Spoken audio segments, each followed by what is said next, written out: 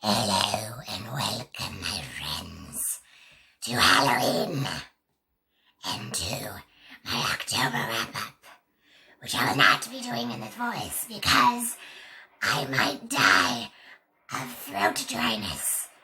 However, I have read 13 novels, and my name is Kier the Scrivener, and I have Thunder Zeus.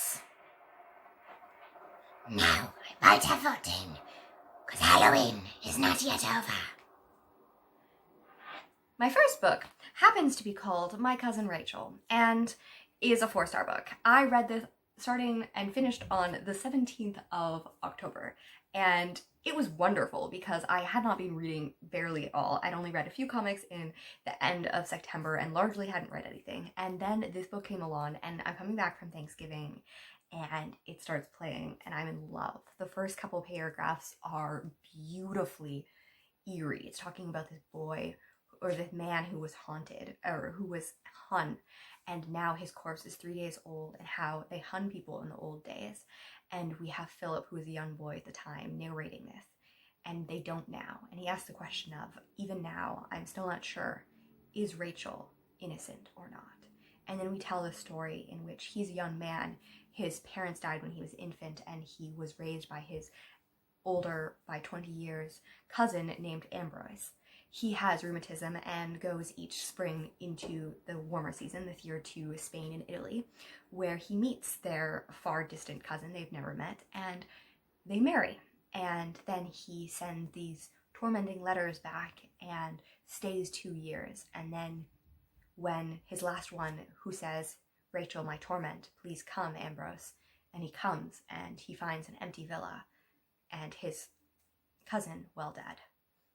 He returns to England and to his manor that is now he is the master of, and in short time Rachel appears as well. And she comes and things start happening. I don't want to give too much away, but it is brilliantly written and constructed and eerie, and if you don't love slow books, Daphne du Maurier might not be the author for you, but I love it. It is brilliantly constructed and just, I don't know, it just makes me want to be a writer. It has so many questions, and she doesn't tell you, she doesn't hold your hand, but she creates this atmosphere, and she creates these characters that ask questions and add ambiguity to the plot, and it is excellent. Highly recommend. Second, we have The Castle of Ortranto, which I was like, since I'm in the mood, I am going to read a classic horror. This is technically the very first English-written supernatural story, and it was actually constructed as if it was a medieval translated text, and Horace Walpole, the author, was known and was a member of Parliament at the time, and he presented this and he put it under a fictional translator and a fictional original writer, and it was loved and it became a bestseller. So then a year later he reprinted it because it was so popular, and he put his own name attached, and suddenly the critics panned it. They went from saying it was extraordinary to the fact that it was now terrible, because they no longer thought it was ancient, and they said it was melodramatic and crass and all of these things. And it's so interesting to me. It isn't the most wonderful story, but it is brilliantly written and funny. It's from 1762, I believe, so it's very old, and it really shows a lot of the stones on which horror was written, even though it's not actually terrifying. And yeah, it is just, yeah, an excellent story, and I love the history behind it. It's like the thing I love about classics, whether it is My Cousin Rachel or The Castle of Ortranto, is the fact that it has so much living history. It has history that, and discussion and stuff like that. I was listening to something by John Green lately, and he said, like, this novel isn't great because it is great in its own. Like, it is great, but it's even greater because of the discussions that we have, because of the fact that we have conversations about books. And I think that's why I love classics so much, and why I love this. So I gave it 4 stars, even though for maybe the way that we prefer literature now, it wouldn't be that high, but I just adored it. My next book was the 2-star Murder at the Vicarage. I'm slightly disappointed because I read 2 Agatha Christie books, her most famous right off the bat, and that was Murder on the Orient Express, and then there was none. And then there was Done, like, freaked me out and like compelled me, and like I kind of spoiled myself because I could not wait. I was so much anticipation. And Murder at the Orient Express, I screamed at the end, like literally screamed. So this novel, I don't know, I probably have a little bit too expectations for Agatha Christie, but I feel like this would have worked better as a slice of life. Like a lot of its complaints is the fact that it has like too many characters, it has like too much like gossip and side things that aren't directly connected to the murder. And like I liked the story, but like it's a murder mystery, and like the murder mystery part was like interesting, the expectation, as in the fact that like everyone just went up and confessed. So they were like, oh yeah, okay, I guess we have to. So like, and then you're like, are the people confessing for any reason? Are they confessing because of their guilty consciences? Are they confessing just because, you know, these people are connected and they might feel like they were partly caused? And then it makes it very interesting. And it's the very first Miss Marple mystery, which I'm intrigued as the character as well. So I don't know. Not my like favorite book as for what it was, but it's still a good book and a good novel. And if you want like a more cozy mystery, probably a good book to pick up. My next one is very different, and that is Joker, Killer Smile. So this is one that I'm trying to get good lighting on because window is right there. But this is a graphic novel that is very, very interesting. It begins with this wonderful things, and it tells a story. And we of course have an balloon attack and things like this, and it's a Joker story. So we have a man who wants to cure the Joker. He's a psychologist, psychotherapist. I'm not sure exactly what his job title is, but it's interesting and it tells his story, and it's short and it's wonderful, so I won't want to spoil it. It is divided into 3 books, and the third story kind of just went off in a direction that it didn't feel that connected to the original story, and it was kind of odd, and I was like, I get it, but like not really. Like, not that I don't get it, I just don't get why it was there. And also, yeah. Anyways, but the first 2 parts are definitely like a 4-star, so I left it there because I think the story deserves that.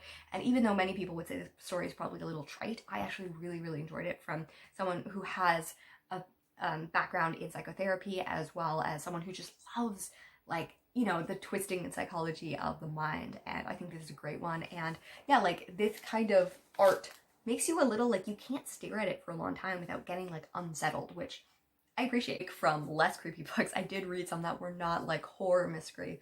And the first one is The Hidden Oracle. This is book by Rick Riordan. This is the first in the Trials of Apollo, which is because of things that have happened in previous Percy Jackson books. We have Apollo, who is now the main character, who gets cast down from Olympus and is made to be immortal.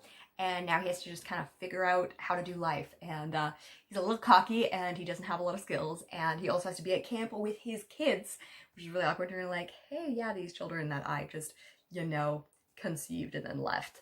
Yeah. So yeah, we have this story, and it's a little annoying because like he's very, very cocky, which gets old fast, but I also know what he's doing. And I think that the thing that I don't love about a lot of Rick Riordan books now is that they're so fast-paced. Like, I love the Percy Jackson books because they're like well-measured. We go over 4 years. Like, I did the math on this, and technically in the plot of this book should take place in like January of 2010, which I was like, how? Since the book came out in 2016, and like I'm assuming not that much time passed, and the final book came out in 2020. So like I was like, they really just need to catch up time, because they keep on only like, the first books take place between 2005 and 2008, and then all of Heroes Olympus takes place in 2008 and 2009, and I'm like, this is now January 2010, like we need to start letting people grow up and do things. And yeah, it just took place over like 2 days, and I was like, it was too fast, and I didn't believe the transformation, but I also believe like there would be more development. I don't know, I'm reading Demigods Anonymous with Kenzie and Margaret, who are wonderful and lovely, and I adore reading with them. So we'll have a live show at some point and we'll discuss it. But that is my thoughts on The Hidden Oracle. And then we have All-Star Superman. This one I was also disappointed. This one is about Superman, and he is dying. He gets sun radiation from saving a space expedition, and it pretty much just makes his cells start mutating to the point like he gets stronger and bigger, but he's also dying. And I was so excited, and like the first issue just ends with him finding this out and going to like Lois and pulling his shirt open and being like, this is me, I am Clark, I want to live my life with you, I want to save the last time that I have. And Lois never believes him. maybe this is a spoiler, but like she never believes him. Like even when he dies, she still like is like, yeah, nice disguise, trying to pretend to be Clark. And like I felt so unfulfilled in like the fact that like, you know, we're supposed to believe this is a great love story and that it's so sad that he's dying. But she's not even willing to acknowledge his actual personality. Like, I get that him and Superman like share and that Clark isn't fully him, but like, you know, it's just, and there's a lot of like weird goofiness going on where I'm like, I don't know, I'm a more emotional thing, and like there's silliness of comics is definitely a huge part of it. And it's not my favorite part, but that doesn't mean that it's not important to a lot of people. And this is like a renowned series, so I was kind of disappointed. The Lex in this and the Lex and Clark, like Clark, so Lex got put in like death row, and Clark, the reporter, is going to interview him for this. And yeah, so we have this interesting conversation, and I really enjoy Lex in here. Except for the last issue, again, didn't love him, but yeah, this was my favorite. I gave it 2 stars, just like I gave it an Oracle 2 stars. My favorite, though, is when Lex is just going on about the fact that, like, you know, I am not artificial. I am man. What is this alien? And then he just, like, starts, like, he's working out through this whole interview, and then he's like, feel it. I know you want to feel real, man. So then we have just, like, a frame of, like, Clark feeling up Lex's bicep, which is the weirdest thing I've ever seen in a comic, which is saying something because I've read 60s comics. So I'm trying to talk about Sula, in which this is a book by Toni Morrison that I read previously and did not like at all. And I want to talk about it, but I think I'm just going to do another video about it because I have too many thoughts to talk about here. Pretty much, I gave it 1 star, hated it, mostly because Sula is quite selfish. But it follows Sula and Nell, who have very different views, and they become friends and their lives go different ways, and then they have conflagrations because of the way their viewpoints go. And they both have limitations and sorrows because of their more traditional and their more open views. And it's wonderful, even though I hadn't loved it at first. The writing is brilliantly done. The characters are open. It shows many of the points of view, how we don't see each other fully. And yeah, I don't think it will ever be my favorite book, but I realized that, you know, I need to come back to books that I didn't like because of personal reasons or because of stuff going on in my life or because I just hadn't read a lot of classics at the time and didn't fully understand or like have the reading comprehension that I do now. And not that I'm still great, but yeah, that's Sula. My next book is My Sister's Serial Killer, which is also a reread, and it begins with Corday, I killed him. A call I wish I'd never heard again. This is a novel in which Corday is a nurse and her sister Ayula, I should have looked that up before I started talking, but she is her younger sister who is very beautiful, and men tend to fall in love with her. And yeah, and she tends to kill them. And she doesn't have a lot of remorse that she is like the very popular, like, I don't know how to describe her, you know, just one of those girls who's just very outgoing, very loved, very whatever, and seems so innocent. And yeah, and kills her boyfriends. So this becomes complex by the fact that Corday is a nurse and she cleans it up and loves cleaning. And we learn about their past, we learn about the other men she's killed, we learn about the fact that their father and what his life was like, who is now dead, their mother. And it's a short book, but it's a really like wonderful book. And this was a reread, and I again got so much more. Like I said, the characters weren't fully fleshed out when I first read it. Yeah, sometimes I'm just like questioning things that I say now. Maybe I need to reread every book I've ever read. Because I was like, yeah, it's a great plot and stuff, but like I didn't feel like the full catharsis because like I didn't feel fully connected. And I was like, my goodness, Kier, what were you doing? The characters are wonderfully fleshed out in here. The writing is good, like the characters, and maybe part of it is me reading it again and like fully understanding everything because I didn't have to pay so much attention to the murder part and I was more paying attention to the character part. But yeah, reread books, really good. And then we also have Black Panther and Nation Under Our Feet. So I started this and I probably should have just gotten it off my shelf immediately, but started in June because I was like, this is a good book to read. I've been wanting to read it for a really long. It's by Ta-Nehisi Coates, and it's not the right place to start with Black Panther because there's a ton of characters that like I don't know, and like I don't have a lot of understanding of the Marvel world. Like I can jump a lot into the DC world and understand, but Marvel comics I've only read Miss Marvel and Spider-Man, so this was not the right place. And yeah, I was just like confused. I was like, I recognize some people from the movie, but a lot of the characters, like, they didn't have introductory. Like, I've been reading a lot of Batman, which again I'm familiar with, but like a lot of them have like introductory, or like they have narration to tell us who people are, or they have like, yeah, a part at the beginning which gives us an overview of characters. This didn't. This was just like introduction in a civil war with things in history. And even though it was the first one, we weren't told like a lot of the previous stuff. We were just giving like cliff notes, and I was like, this is a really rich history, which is great, but I have no context for it, and they're not telling us like even like cliff notes of who these characters are. And it's like people breaking up people at prison, and I'm like, I don't know why this matters. So yeah, not a great place, but it had interesting stuff. And then yeah, I put it off for a few months, and then I was like, I should finish it because trying to finish up books, and I finished it up. Yeah, maybe I again should reread this someday when I will understand the context. So if you know Black Panther, tell me where to start, because this was not the place. One more of finishing books that I've started, and then we get back to the creepy books. Yay. This is It's Not All Downhill From Here by Terry McMillan. This is a novel that I was very interested in because the premise is that Lou is turning 68, which is so dang wonderful because we don't have senior citizens as like narrators or like main characters ever. And it's like the idea that it's not all down here from here. And then something surprising happens, and it's really focused a lot on friendship, on family relationships. It touches on a lot of really like diverse and important things, and it was good. Was it my favorite book ever? Was it the best executed? Like, I don't know. Like, it wasn't like I cared, but I didn't like care. So I gave it 2 stars. I don't have a lot to say. I was enticed. I liked the dynamic. It had some like problematic stuff in regards to like fat phobia and stuff in seniors and diabetes and stuff like that I didn't love. Yeah, but generally discussed a lot of really important stuff.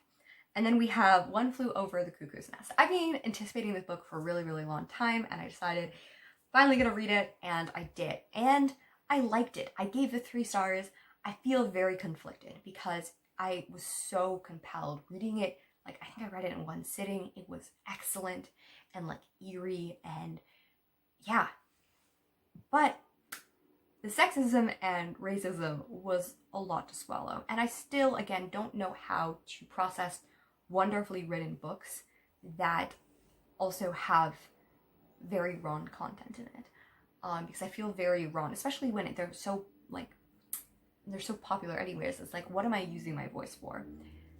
And I also am concerned slightly about the mental health things, because again, a kind of idea that the government and assimilation is the cause for mental illness, which I think sometimes definitely can be. I think that's why like anxiety often is a thing, because we're thinking about, trying to assimilate. And, I was listening to the song In by Carrie this morning, and like it's kind of about, like, I don't care if I fail my SATs, all I care about is that's when my life starts.